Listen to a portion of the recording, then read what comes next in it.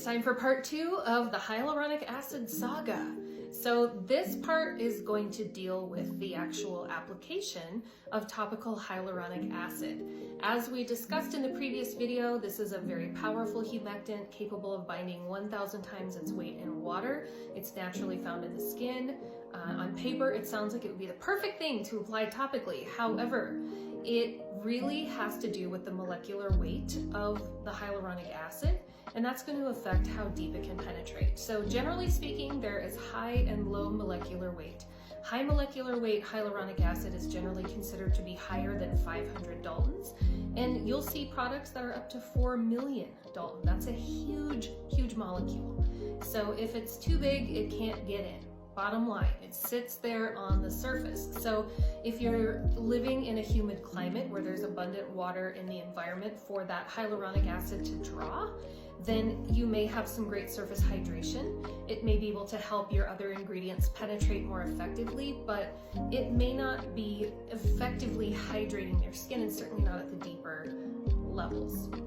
So what we do see being able to penetrate a little better is the lower molecular weight form of this, which would be less than 500 Daltons. It doesn't penetrate super deep though. I mean, we're still talking epidermis here. If you are dehydrated down in your dermis where most of the hyaluronic acid naturally resides, a topical hyaluronic acid is not the answer. You want to stimulate your fibroblast cell to make more of its own hyaluronic acid through the use of retinoids, growth factors, peptides, whatever you can get your hands on. But low molecular weight hyaluronic acid might also be pro-inflammatory. There's several studies that have shown that it could potentially trigger that inflammatory response, leading to irritation. So, you know, I would have to give the hyaluronic acid kind of a C as far as a topical skincare ingredient. It's not necessarily penetrating. If you live in a dry climate where you really need the hydration, it's not going to do much for you. There are some things you can do if you've already invested in a product and you really want to make it work, and that's going to have to do with layering, or as the kids over on TikTok are calling it, skin flooding. So if you layer your hyaluronic acid with a very rich water-based moisturizer, it can help to absorb some of that water.